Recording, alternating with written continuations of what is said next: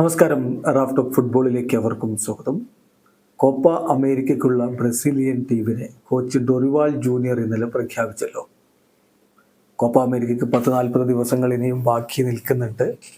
അപ്പോഴേക്കും കോച്ച് ടീമിനെ പ്രഖ്യാപിച്ചു കഴിഞ്ഞു. ഈ സ്ക്വാഡ് കാണുമ്പോൾ എന്താണ് നിങ്ങളുടെ അഭിപ്രായം? കോപ്പ കിരീടം നേടാനുള്ള ടീമുണ്ടോ? ബ്രസീലിൻ്റെ ടീമിനെ നിങ്ങൾ എങ്ങനെ വിലയിരുത്തുന്നു? കമൻറ്റ് ബോക്സിൽ ഒന്ന് രേഖപ്പെടുത്തുക. ആരോഗ്യകരമായ ഫുട്ബോൾ ചർച്ചകളുമായിട്ട് നമുക്ക് മുന്നോട്ട് പോകാം. സ്ക്വാഡ് പ്രഖ്യാപിച്ചപ്പോൾ ചില ആബ്സെൻസുകൾ വലിയ രൂപത്തിൽ ചർച്ചയായിട്ടുണ്ട്. നെയ്മർ ജൂനിയറുടെ അഭാവം, അതിൽ പിന്നെ വലിയ അത്ഭുതമൊന്നുമില്ല. പരിക്കേറ്റ താരം കളിക്കളത്തിന് പുറത്താണ് കുറേ നാളുകളായിട്ട്.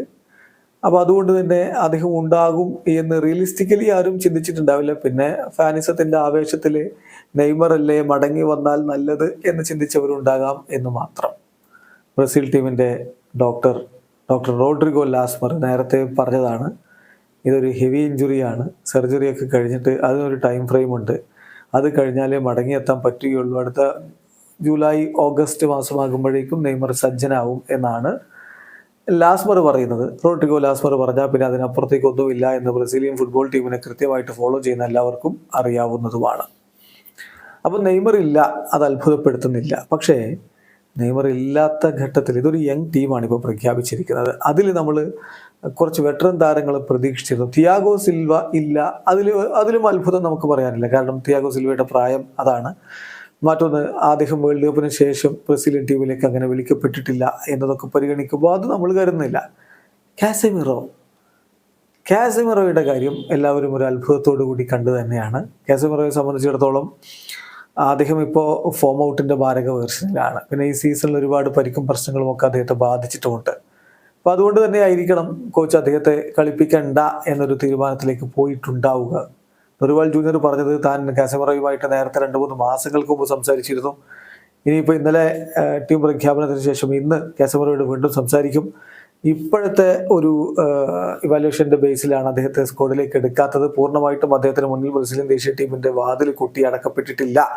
അദ്ദേഹത്തിന് തിരികെ വരാനുള്ള അവസരങ്ങൾ ഉണ്ടാവും എന്ന തരത്തിലാണ് ഇന്നലെ ഡൊറിവാൾ ജൂനിയർ സംസാരിച്ചു വെച്ചത്. എന്തായാലും യങ് സ്ക്വാഡ് പോകുമ്പോൾ കാസമിറോയെ പോലെ ഒരാൾ വേണമായിരുന്നു. കാരണം വളരെ ഇമ്പോർട്ടൻ്റ് ആയിട്ടുള്ള ഒരു ടൂർണമെൻ്റാണ്. അവിടെ എക്സ്പീരിയൻസിനും പ്രാധാന്യമുണ്ട് എന്ന കാര്യം നമുക്ക് മറക്കാൻ പറ്റില്ലല്ലോ. പിന്നെ റിച്ചാലിസൺ ഇല്ല, അതിൽ പലരും വലിയ അത്ഭുതമൊക്കെ പ്രകടിപ്പിക്കുന്നത് കണ്ടു.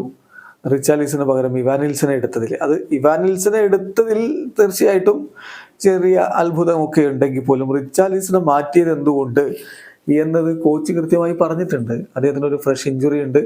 ആ ഇഞ്ചുറി ഉള്ളത് കൊണ്ട് തന്നെയാണ് അദ്ദേഹത്തെ സ്ക്വാഡിലേക്ക് എടുക്കാത്തത് എന്നാണ് കോച്ചിൻ്റെ വിശദീകരണം. പിന്നെ ഗബ്രിയൽ ഹീസസ് ഇല്ല, ബ്രമറില്ല. അതാണ് തീർച്ചയായിട്ടും മറ്റൊരു ഞെട്ടിക്കുന്ന കാര്യം വന്നത്. ബ്രമറില്ല, കാർലോസ് അഗസ്റ്റോ ഇല്ല. ഇങ്ങനെയുള്ള താരങ്ങൾ ഇല്ലാതെയാണ് ബ്രസീലിൻ്റെ ഒരു സ്ക്വാഡ് പ്രഖ്യാപനം വന്നിരിക്കുന്നത്. അപ്പോൾ ഇതിൽ നമ്മൾ ശ്രദ്ധിക്കേണ്ട ഒരു അല്പം അത്ഭുതകരമായിട്ട് തോന്നിയിട്ടുള്ള ചില കാര്യങ്ങൾ എന്ന് പറയുന്നത് ബ്രമർ ഇല്ല എന്നുള്ളത് തന്നെയാണ്.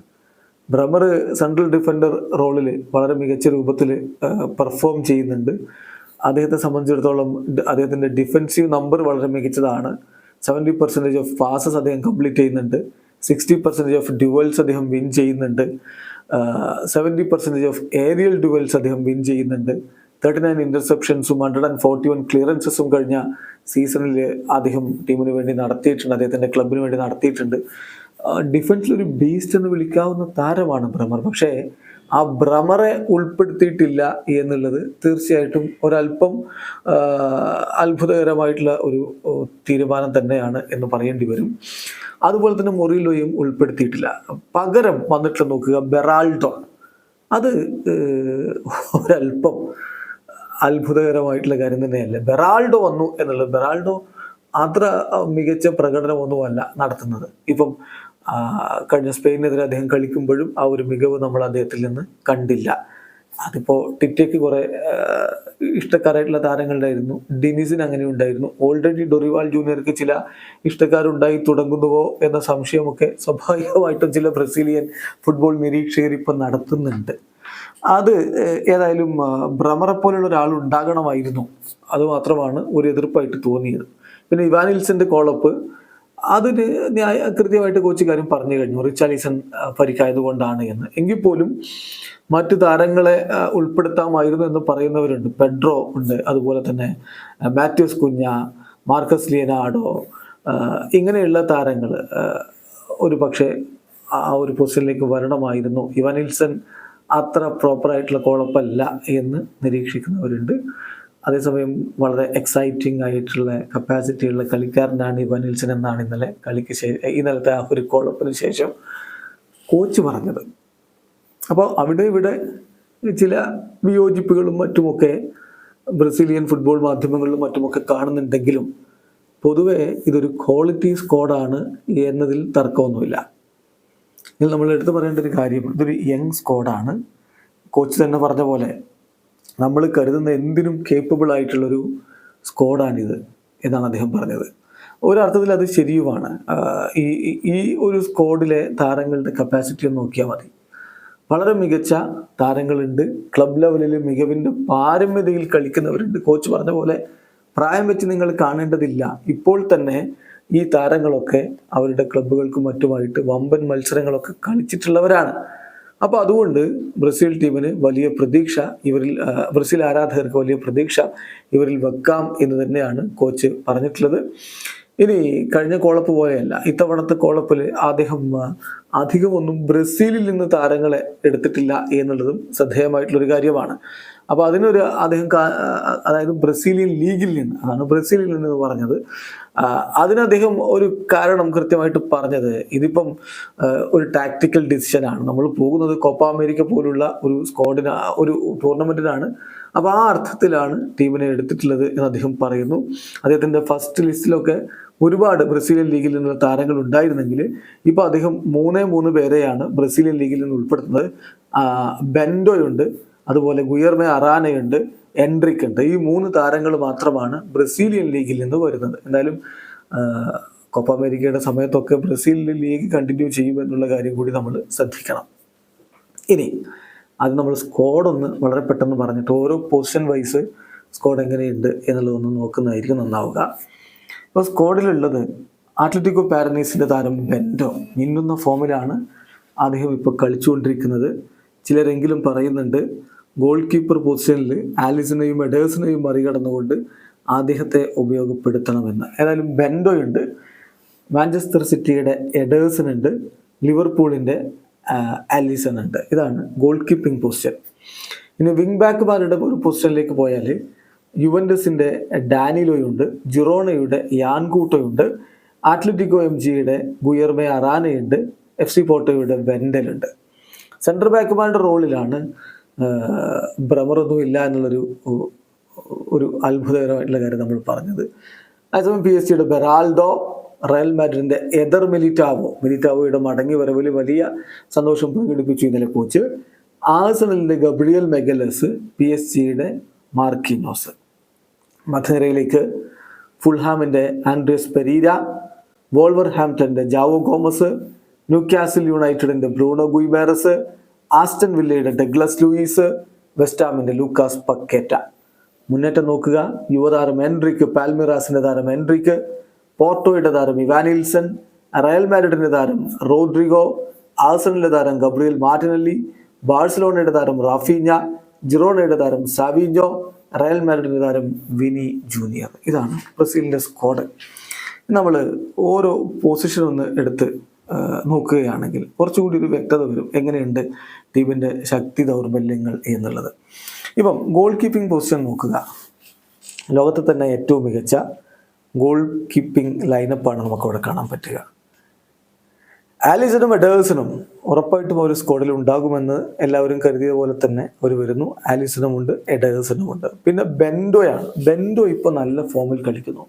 അതുകൊണ്ട് ഇവരെ 2 പേരെയും മാറ്റി ബെൻഡോയെ ഫസ്റ്റ് 11 ഇറക്കണമെന്ന് വാദിക്കുന്നവർ പോലും ഉണ്ട് എന്ന കാര്യം മനസ്സിലാക്കുക. അങ്ങനെ ബെൻഡോയെ ഫസ്റ്റ് കളിപ്പിച്ചാൽ പോലും അത്ഭുതപ്പെടേണ്ടതില്ല എന്ന് അഭിപ്രായപ്പെടുന്നവരുണ്ട്.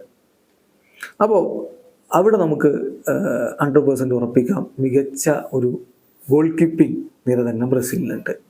ഇത് നമ്മൾ ഡിഫൻസിലേക്ക് വരുമ്പോൾ, മുമ്പൊക്കെ ബ്രസീൽ ടീമിൻ്റെ ഏറ്റവും വലിയ ശക്തി എന്ന് പറഞ്ഞാൽ ഇരു പാർശ്വങ്ങളിലെയും അവരുടെ ഫുൾ ബാക്കുമാരുടെ ഒരു സാന്നിധ്യമാണ്. മികച്ച രൂപത്തിൽ ആഞ്ഞടിച്ച് കളിക്കുന്ന കുറേ താരങ്ങൾ അവർക്കുണ്ടായിരുന്നു. വിങ് ബാക്കുമാർ എതിരാളികളെ പിച്ചി ചീന്തുന്നത് ബ്രസീലിയൻ ടീമിൻ്റെ ഒരു മുഖമുദ്രയായിരുന്നു. കാഫുവും റോബർട്ടോ കാർലോസും ഒക്കെ ഒരുമിച്ച് കളിച്ച ആ കാലം അതെങ്ങനെ മറക്കാനാണ്. പക്ഷേ പിന്നെ അതുപോലെ ഉള്ള താരങ്ങളെ പ്രൊഡ്യൂസ് ചെയ്യാൻ ബ്രസീൽ ബുദ്ധിമുട്ടുന്നതാണ് ഈ അടുത്ത കാലത്തായിട്ട് നമ്മൾ കാണുന്നത്. ആ പ്രശ്നം ഇപ്പോഴും തുടരുന്നുണ്ട് എന്നുള്ളതാണ് യാഥാർത്ഥ്യം. വലതു പാർശ്വത്തിൽ ഡാനിലോ ഉണ്ട്, യുവന്റസിൻ്റെ ഡാനിലോ. അത് ഇപ്പം ബ്രസീലിനെ സംബന്ധിച്ചിടത്തോളം ലഭ്യമാകാവുന്ന മികച്ചൊരു കോളപ്പ് തന്നെ ആണത്. പിന്നെ യാൻ കൂട്ടോ ഉണ്ട്. അപ്പോൾ അതാണ് ബ്രസീൽ ടീമിൻ്റെ വലത് വിങ് ബാക്ക് പൊസിഷനിലുള്ള താരങ്ങൾ. യാൻ കൂട്ടോയും അതുപോലെ തന്നെ നമ്മുടെ ഡാനിലോയും വരുന്നു. ഓക്കെ എന്ന് പറയാവുന്ന, ഇപ്പോൾ ജെറോണയ്ക്ക് വേണ്ടി മികച്ച പ്രകടനമാണ് യാൻ കൂട്ടോ നടത്തിക്കൊണ്ടിരിക്കുന്നത്. അപ്പോൾ അതുകൊണ്ട് തന്നെ ഓക്കെ എന്ന് പറയാവുന്ന ഒരു സെലക്ഷനാണ് ഇവിടെ ഉള്ളത്. ഇനി ഇടതുപാർശ്വത്തിലേക്ക് വരുമ്പോൾ ഗുയർമ അരാന വരുന്നു, അത്ലറ്റിക്കോ MGയുടെ താരം. ഒപ്പം പോർട്ടോയുടെ വെൻഡലും വരുന്നുണ്ട്. സോ അരാനയും വെൻഡലും. അപ്പോൾ ഇതാണ് ബ്രസീൽ ടീമിൻ്റെ ഇരു പാർശ്വങ്ങളിലെയും വിങ് ബാക്കുമാർ. ഒരു പക്ഷേ പഴയ ആ ഒരു നിലവാരത്തിലുള്ള വിങ് ബാക്കുമാരൊന്നും ഇപ്പോഴും ബ്രസീലിനില്ല എന്നുള്ളത് അതുപോലെ തന്നെ തുടരുന്നു എന്ന് വേണമെങ്കിൽ പറയാം. സെൻറ്റർ ബാക്കുമാരുടെ റോളിലേക്ക് വരുമ്പോൾ തിയാഗോ സിൽവയെ പലരും മിസ് ചെയ്യുന്നുണ്ട്. 39 വയസ്സുണ്ടെങ്കിലും അദ്ദേഹം ഇപ്പോഴും നല്ല രൂപത്തിൽ കളിക്കുന്നുണ്ട്. എന്നാൽ വേൾഡ് കപ്പിന് ശേഷം അദ്ദേഹത്തെ അങ്ങനെ സ്ക്വാഡിലേക്ക് എടുത്തിട്ടില്ല എന്ന കാര്യം കൂടി ശ്രദ്ധിക്കുമ്പോൾ അദ്ദേഹത്തെ ഒമിറ്റ് ചെയ്തതിൽ വലിയ അത്ഭുതമൊന്നുമില്ല. മാർക്കിനോസും എദർ മിലിറ്റാവോയും. അപ്പം Militao Beraldo, Marquinhos Gabriel Magalhaes. മഗല്ലസൊക്കെ ബ്രസീലിൻ്റെ ജേഴ്സി കളിക്കുമ്പോൾ അത്ര മികവ് കാണിച്ചിട്ടുണ്ടോ എന്നുള്ളൊരു ചോദ്യമാണ്. പക്ഷേ ബ്രമറയും മുറിലോയും ഒക്കെ ഒഴിവാക്കിക്കൊണ്ട് ഇങ്ങനെ ഒരു സെൻറ്റർ ബാക്ക് താരങ്ങൾ എടുക്കാനാണ് കോച്ച് തീരുമാനിച്ചത്. മിക്കവാറും മാർക്കിനോസും മിലിറ്റാവോയും ചേർന്നുകൊണ്ട് പ്ലേയിങ് 11-ൽ സ്ഥാനം പിടിക്കാനാണ് ഇപ്പോൾ നമ്മൾ സാധ്യത കാണുന്നത്. മോശമല്ലാത്ത ഒരു ഡിഫൻസ് ഉണ്ട് എന്ന് പറയേണ്ടി വരും. മിലിറ്റാവോയുടെ കാര്യത്തിലാണ് ചെറിയ ആശങ്കയുള്ള. അദ്ദേഹം നീണ്ട കാലം പരിക്കിൽ നിന്ന് മുക്തനായിട്ട് ഇപ്പോൾ വരികയാണ്. ഏതാണ്ട് ഒരു മാസത്തിലധികം സമയം എന്തായാലും ഇനിയുമുണ്ട്. അപ്പോഴേക്കും അദ്ദേഹം പൂർണ്ണ സജ്ജനാവും എന്ന് തന്നെ കരുതാം. ഇപ്പോൾ അദ്ദേഹം റയൽ മാഡ്രിഡിന് വേണ്ടി കളിക്കുന്നുണ്ട് എങ്കിൽ പോലും. ഇനി നോക്കുക, ബ്രസീലിൻ്റെ മിഡ്ഫീൽഡിലേക്ക് വരുമ്പോൾ ജാവോ ഗോമസ് ഉണ്ട്, ബ്രൂണോ ഗുയിമാറസ് ഉണ്ട്, ഡഗ്ലസ് ലൂയിസ് ഉണ്ട്. അപ്പോൾ ഇതിൽ നമ്മൾ പ്രതീക്ഷിക്കേണ്ട ഒരു പ്രധാനപ്പെട്ട ഒരു കാര്യം എന്ന് പറയുന്നത് ബ്രൂണോ ഗുയിമാറസ്, ഡഗ്ലസ് ലൂയിസ്, അതുപോലെ ജാവോ ഗോമസ് നമുക്ക് യൂറോപ്പിൽ നിന്ന് അല്ലെങ്കിൽ ഇംഗ്ലീഷ് പ്രീമിയർ ലീഗിൽ നിന്നുള്ള താരങ്ങൾ വരുന്നു. തീർച്ചയായിട്ടും അവരുടെ മധ്യനിരയെ സോളിഡാക്കി നിർത്താൻ കെൽപ്പുള്ള താരങ്ങൾ തന്നെയാണ് ഇവിടെയുള്ളത്. ഡഗ്ലസ് ലൂയിസിൻ്റെ ഒക്കെ ക്വാളിറ്റി എന്താണ് എന്നുള്ളത് പെപ്പ് പലപ്പോഴും എടുത്തു പറയാറുണ്ട്. മാഞ്ചസ്റ്റർ സിറ്റി വളരെ പ്രതീക്ഷയോടുകൂടി കൊണ്ടുപോയ താരമാണ് ഡഗ്ലസ് ലൂയിസ്. ബട്ട് അൺഫോർച്ചുനേറ്റ്ലി അവിടെ അദ്ദേഹത്തിന് വർക്ക് പെർമിറ്റ് ലഭിച്ചില്ല. അങ്ങനെയാണ് പിന്നീട് അദ്ദേഹം ആസ്റ്റൺ വില്ലയിലേക്കൊക്കെ പോകുന്നത്. അവിടെയും അദ്ദേഹം നല്ല പ്രകടനം തന്നെയാണ് ഇപ്പോൾ നടത്തിക്കൊണ്ടിരിക്കുന്നത്. എന്തായാലും ജാവോ ഗോമസും ബ്രൂണോ ഗുയിമാറസും ഡഗ്ലസ് ലൂയിസും കഴിഞ്ഞില്ല. പിന്നെ ആരൊക്കെയാണെന്ന് നോക്കുക. ആൻഡ്രിയസ് പെരീരയുണ്ട്, ലൂക്കാസ് പക്കേറ്റയുണ്ട്. അപ്പം മുഴുവനായിട്ടും പ്രീമിയർ ലീഗിൽ നിന്ന് തന്നെയാണ് കാര്യങ്ങൾ നടത്തം. ഇപ്പം ആൻഡ്രിയസ് പെരീരയെ സംബന്ധിച്ചിടത്തോളം അദ്ദേഹം വർഷങ്ങൾക്ക് മുമ്പ് ബ്രസീൽ ടീമിലേക്ക് ഇടം പിടിച്ചിരുന്നെങ്കിലും പിന്നെ അവസരങ്ങൾ കിട്ടാതെ കുറേ കാലം പുറത്തിരുന്നു. കഴിഞ്ഞ കോളപ്പിൽ അദ്ദേഹത്തെ കോച്ച് വിളിച്ചിരുന്നു, വീണ്ടും ഇതാ വിളിക്കുന്നു. എന്തായാലും കോപ്പ അമേരിക്ക പോലൊരു ടൂർണമെൻറ്റിന് പോകാൻ അദ്ദേഹത്തിന് കഴിയുന്നു. അത് അദ്ദേഹത്തിൻ്റെ ഒരു വലിയ അച്ചീവ്മെൻറ്റ് തന്നെയാണ്. കാരണം നിരാശപ്പെടാതെ അദ്ദേഹം ദേശീയ ടീമിന് വേണ്ടിയിട്ടുള്ള ശ്രമങ്ങൾ അദ്ദേഹം തുടർന്നു. ബെൽജിയത്തിന് വേണമെങ്കിൽ അദ്ദേഹത്തിന് കളിക്കാമായിരുന്നു. അതിലേക്ക് പോകാതെ ബ്രസീലിയൻ ടീമിന് തന്നെ വേണ്ടി കളിക്കണം എന്നുള്ള ഉറച്ച തീരുമാനം അദ്ദേഹം എടുക്കുകയും ഒടുവിൽ കോപ്പ അമേരിക്കയ്ക്കുള്ള ഒരു കോളപ്പ് അദ്ദേഹത്തിന് ലഭിക്കുകയും ചെയ്യുമ്പോൾ തീർച്ചയായിട്ടും അത് വലിയ അച്ചീവ്മെൻ്റാണ്. മധ്യനിര ഒരു ഇംഗ്ലീഷ് പ്രീമിയർ ലീഗിലെ മികച്ച മധ്യനിര താരങ്ങളുടെ ഒരു കൂട്ടമാണ് ബ്രസീലിൻ്റെ മിഡ്ഫീൽഡ്. തീർച്ചയായിട്ടും പക്കേറ്റക്ക് വലിയ റോൾ ഇവിടെ വഹിക്കാനുണ്ട്. അദ്ദേഹത്തിന് ഒരു ക്രിയേറ്ററുടെ റോള് പോലും വഹിക്കാൻ പറ്റുമെന്നുള്ളത് എല്ലാവർക്കും അറിയാവുന്നതാണ്. അതുകൊണ്ട് തന്നെ ബ്രസീലിൻ്റെ മധ്യനിര മികച്ചത് എന്നേ നമുക്ക് ഇപ്പം പറയാൻ കഴിയുകയുള്ളൂ. ഇനി മുന്നേറ്റം നോക്കുക. മുന്നേറ്റത്തിൽ റാഫീഞ്ഞയും സാവീഞ്ഞയും ഒരുപക്ഷെ വലതുപാർശ്വത്തിൽ കാര്യങ്ങൾ നിയന്ത്രിക്കാൻ 2 ഓപ്ഷൻ റാഫീഞ്ഞയും സാവീഞ്ഞയുമായിരിക്കും കോച്ച് കാണുന്നുണ്ടാവുക. അപ്പോൾ അതിൽ തീർച്ചയായിട്ടും റാഫീഞ്ഞ തന്നെ പ്ലേയിങ് ലെവലിൽ ഉണ്ടാവും എന്ന് കരുതുന്നു. സാവീഞ്ഞയും ഇപ്പോൾ മികച്ച പെർഫോമൻസ് ആണ് അദ്ദേഹത്തിൻ്റെ ക്ലബിന് വേണ്ടി നടത്തിക്കൊണ്ടിരിക്കുന്നതെന്ന കാര്യത്തിൽ സംശയമില്ല. ജിറോണയ്ക്ക് വേണ്ടി ജിറോണയുടെ കുതിപ്പിന് പുറകിൽ പ്രധാനപ്പെട്ട റോള് വഹിച്ചിട്ടുണ്ട് സാവീഞ്ഞോ. ഏതായാലും ഈ രണ്ട് ഓപ്ഷൻസ് ആണ് ഇപ്പോൾ ഈ ഒരു സ്ക്വാഡിൽ വലത് പാർശ്വത്തിലെ മുന്നേറ്റത്തിലുള്ളത്. ഇടത് പാർശ്വത്തിൽ പിന്നെ വിനി ഉണ്ടല്ലോ, ഒപ്പം ഗബ്രിയൽ മാർട്ടിനെല്ലിയും ഉണ്ട്. വിനിക്ക് തന്നെ ആയിരിക്കും പ്ലേയിങ് 11-ൽ ആദ്യ ഓപ്ഷൻ എന്ന് തന്നെ പ്രതീക്ഷിക്കാം. വിനിയും ഗബ്രിയൽ മാർട്ടിനെല്ലിയുമായിരിക്കും ഇടത് പാർശ്വത്തിൽ ഉള്ള ഓപ്ഷൻസ് ആയിട്ട് കോച്ചിന് മുന്നിലുള്ളത്. പിന്നെ മുന്നേറ്റങ്ങളുടെ ചുക്കാൻ പിടിക്കാൻ ആരായിരിക്കും? നമ്പർ 9 റോളിൽ ആര് കളിക്കും? റോഡ്രിഗോയെ കളിപ്പിച്ചേക്കാം. ഇപ്പം വ്യത്യസ്തമായ രൂപത്തിലൊക്കെ കാർലോ ആഞ്ചലോട്ടി അവർ ഉപയോഗിക്കുന്നുണ്ട് വിനിയെയും റോഡ്രിഗോയെയും. ഇനി അതുപോലെ ഡൊറിവാൾ ജൂനിയർ ഇവിടെ ഉപയോഗിക്കുമോ എന്നറിയില്ല, അതിന് സാധ്യത കുറവാണ്. വിനി ഇടത് പാർശ്വത്തിൽ തന്നെ കളിച്ചേക്കും. അങ്ങനെയെങ്കിൽ സ്ട്രൈക്കറുടെ റോളിൽ റോഡ്രിഗോ വന്നേക്കും. ഇനി റോഡ്രിഗോ മാറ്റപ്പെടുമ്പോൾ വരാൻ അവിടെ എൻട്രിക്ക് ഉണ്ട്. എൻട്രിക്ക് കഴിഞ്ഞ യൂറോപ്യൻ ടൂറിലൊക്കെ മികച്ച പെർഫോമൻസ് നടത്തിയതുമാണ്. പിന്നെ ഇപ്പം റിച്ചാർലിസന് പകരം, റിച്ചാർലിസന് പരിക്കായതുകൊണ്ട് ഒഴിവാക്കിയ ഇവാൻ നിൽസനുണ്ട്. അപ്പോൾ 3 ഓപ്ഷൻസ് ആണ് ഈ ഒരു സ്ട്രൈക്കിംഗ് സോണിലുള്ളത്: റോഡ്രിഗോ, എൻട്രിക്ക്, ഇവാൻ നിൽസൺ. അപ്പോൾ വിക്ടർ റോക്കിനെ ചിലരെങ്കിലും ഇവിടെ മിസ് ചെയ്യുന്നുണ്ട്. യെസ്, ബ്രസീൽ വലിയ പ്രതീക്ഷയിൽ വളർത്തിക്കൊണ്ടുവന്നൊരു താരമാണ് നമ്പർ 9 റോളിലേക്ക്. ബ്രസീലിൻ്റെ കുറേ കാലമായിട്ടുള്ള പ്രശ്നം അതാണല്ലോ, ഒരു പ്രോപ്പർ നമ്പർ 9 ഇല്ല എന്നുള്ളത്. അതിപ്പോൾ റൊണാൾഡോ നസാരിയോയ്ക്ക് ശേഷം അത്തരത്തിലൊരു നമ്പർ 9 കിട്ടിയിട്ടുണ്ടോ എന്ന് ചോദിച്ചാൽ ഇല്ല എന്ന് പറയേണ്ടി വരും. ഇപ്പോൾ അഡ്രിയാനോ ഉണ്ടായിരുന്നു, പക്ഷെ അഡ്രിയാനോയും അദ്ദേഹത്തിൻ്റെ കരിയർ നല്ല രൂപത്തിൽ അവസാനിപ്പിക്കാൻ പറ്റാതെ പോയി. അപ്പോൾ അഡ്രിയാനോക്കും റൊണാൾഡോ നസാരിയോക്കും ഒക്കെ ശേഷം ആ നിലവാരത്തിലല്ലെങ്കിലും അവരുടെ 10-1 മികവുള്ള ഒരു സെൻട്രൽ സ്ട്രൈക്കർ ഉണ്ടായിരുന്നെങ്കിൽ ബ്രസീൽ ഈ സമീപകാലത്ത് നേരിട്ട പ്രശ്നങ്ങളൊന്നും വരില്ലായിരുന്നു എന്നുള്ളതാണ് യാഥാർത്ഥ്യം. അതിനൊക്കെയുള്ളൊരു സൊല്യൂഷനായിട്ടാണ് പലരും വിക്ടർ റോക്കിനെ കണ്ടിരുന്നത്. പക്ഷേ റോക്ക് ബ്രസീലിയൻ ലീഗിൽ തന്നെ തുടർന്നിരുന്നെങ്കിൽ 100% ഉറപ്പായിട്ട് പറയാം അദ്ദേഹം ഈ കോപ്പ അമേരിക്ക സ്ക്വാഡിൽ ഉണ്ടായിരുന്നേനെ. പക്ഷെ എന്ത് ചെയ്യാം, ബാഴ്സലോണ അദ്ദേഹത്തെ കൊണ്ടുപോയി ജനുവരിയിൽ തന്നെ വേണം എന്ന് നിർബന്ധപൂർവ്വം കൊണ്ടുപോയി. എന്നിട്ട് എന്ത് സംഭവിച്ചു? അവിടെ കൊണ്ടുപോയി ബെഞ്ചിലിരുത്തി. നമ്പർ 9 സ്ട്രൈക്കറായിട്ടുള്ള റോക്കിനെ പിടിച്ച് വിങ്ങിൽ കളിപ്പിക്കാൻ ശ്രമിച്ചു ചാവി.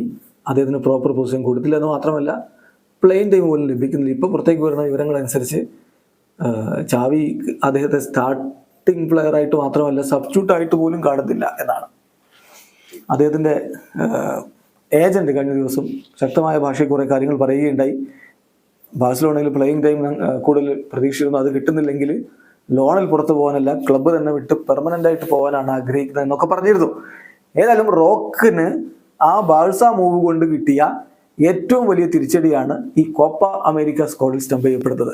അല്ലെങ്കിൽ അദ്ദേഹം തീർച്ചയായിട്ടും ബ്രസീൽ ലീഗിൽ തുടർന്നിരുന്നെങ്കിൽ ഈ കോപ്പ സ്ക്വാഡിൽ ഉണ്ടാകുമായിരുന്നു. അതൊരു തിരിച്ചടിയാണ്. അല്ലെങ്കിൽ റോഡ്രിഗോ, എൻട്രിക്ക്, ഇവാൻ നിൽസൺ, ഇതാണ് ഇപ്പോൾ ബ്രസീലിൻ്റെ നമ്പർ 9 സ്ട്രൈക്കറുടെ പൊസിഷനിൽ നിൽക്കുന്നത്. ഇപ്പം ഈ സ്ക്വാഡ് ഇനി പറ, ഇത് ഒരു മോശം സ്ക്വാഡല്ല. ഡൊറിവാൾ ജൂനിയർ പറഞ്ഞ പോലെ എന്തും ചെയ്യാൻ കപ്പാസിറ്റിയുള്ള, എബിലിറ്റിയുള്ള താരങ്ങൾ ഇവിടെയുണ്ട്. ബാക്കി കളിക്കളത്തിലാണ് ഇനി കാണേണ്ടതുള്ളൂ. കളിക്കളത്തിൽ ഇവർ ക്ലിക്ക് ആവുകയാണെങ്കിൽ തീർച്ചയായിട്ടും ഇത്തവണ കിരീടം ബ്രസീലിൻ്റെ ഷെൽഫിലേക്ക് എത്തിയാൽ പോലും അത്ഭുതപ്പെടേണ്ടതില്ല. പക്ഷെ സമീപകാലത്തെ ബ്രസീലിൻ്റെ പ്രകടനങ്ങൾ കാണുമ്പോൾ ഒരല്പം ആശങ്ക എല്ലാവർക്കും ഉണ്ട് എന്നുള്ളതും യാഥാർത്ഥ്യമാണ്. ഇപ്പോൾ ഈ സ്ക്വാഡിൽ നിന്ന് നമ്മളൊരു ഫസ്റ്റ് 11 ഉണ്ടാക്കുകയാണെങ്കിൽ ഗോൾ കീപ്പറായിട്ട് ആലിസൺ, സെൻറ്റർ ബാക്കുമാരായിട്ട് മാർക്കിനോസും മിലിറ്റാവോയും, ഇരുപാർശ്വങ്ങളിലും വെണ്ടലും ഡാനിലോയും ഇറങ്ങും. പിന്നെ ഡിഫൻസിൽ ജാവോ ഗോമസും ബ്രൂണോ ഗുയിബേറസും ലൂക്കാസ് പക്വേറ്റയും ഉണ്ടാവും. മുന്നേറ്റങ്ങൾ നയിക്കാൻ വേണ്ടി ഇരുപാർശ്വങ്ങളിൽ വിനി ജൂനിയറും റാഫിഞ്ഞയും, സ്ട്രൈക്കറുടെ റോളിൽ റോഡ്രിഗോയും, അദ്ദേഹത്തെ മാറ്റി ആവശ്യമുള്ള സമയത്ത് എൻട്രിക്കും വരും. ഇതായിരിക്കണം മിക്കവാറും ബ്രസീലിൻ്റെ ഒരു പ്ലേയിങ് 11. ബാക്കിയൊക്കെ ഇനിയും സമയം ഒരുപാടുണ്ട്, ഒരു മാസക്കാലം സമയമുണ്ട്. സ്ക്വാഡിലേക്ക് ഇനിയും അഡീഷൻ പോലും വന്നേക്കാം. കാരണം 26 അംഗ സ്ക്വാഡായിട്ട് സ്ക്വാഡിൻ്റെ സൈസ് മാറ്റാനുള്ള ഒരു സാധ്യത ഇപ്പോഴും നിലനിൽക്കുന്നുണ്ട്. യൂറോ കപ്പിൻ്റെ കാര്യത്തിൽ യുവേഫ തീരുമാനമെടുത്തു കഴിഞ്ഞു. അടുത്ത ആഴ്ചയോടുകൂടി കോൺമെബോളും ആ തീരുമാനമെടുക്കുമെന്നാണ് പറഞ്ഞു കേൾക്കുന്നത്. അങ്ങനെയാണ് ലാറ്റിൻ അമേരിക്കൻ മാധ്യമങ്ങൾ റിപ്പോർട്ട് ചെയ്യുന്നത്. അടുത്ത ഫിഫയുടെ മീറ്റിംഗിന് ശേഷം കോൺമെബോൾ ഒരുമിച്ചിരുന്ന് ഒന്നുകൂടി കാണും, അതിനുശേഷം ഈ തീരുമാനം വരും എന്ന് പറയപ്പെടുന്നു. അങ്ങനെ വന്നാൽ കോച്ചിന്റെ തീരുമാനമെടുക്കുമെന്ന് കണ്ടറിയണം. 23 to 26 എന്ന രൂപത്തിലായിരിക്കും വരിക. അത് യൂറോ കപ്പിൽ അങ്ങനെയാണ്. അപ്പം കോപ്പയും അങ്ങനെയാണെങ്കിൽ വേണമെങ്കിൽ കോച്ചിന് 3 പേരെ കൂടി ആഡ് ചെയ്യാം. അപ്പോൾ എന്തൊക്കെ മാറ്റങ്ങൾ കോച്ച് വരുത്തും, എന്തൊക്കെ അഡീഷൻസ് വരുത്തും എന്നുള്ളതും കാത്തിരുന്ന് കാണേണ്ടതാണ്. ഏതായാലും നമ്മുടെ ഒരു ഒപ്പീനിയൻ, ഈ സ്ക്വാഡ് മികച്ചതാണ്. ഈവൻ കോപ്പ കിരീടത്തിലേക്ക് പോലും പോകാൻ കെൽപ്പുള്ളതാണ്. ബാക്കി കളിക്കളത്തിൽ കണ്ടറിയണം. നിങ്ങളുടെ അഭിപ്രായം കമന്റ് ബോക്സിൽ രേഖപ്പെടുത്തി. വീഡിയോ അവസാനിക്കുന്നു. ഫുട്ബോൾ ലോകത്തെ കൂടുതൽ വിശേഷങ്ങളുമായി റാഫ് ടോക്സ് എത്താം.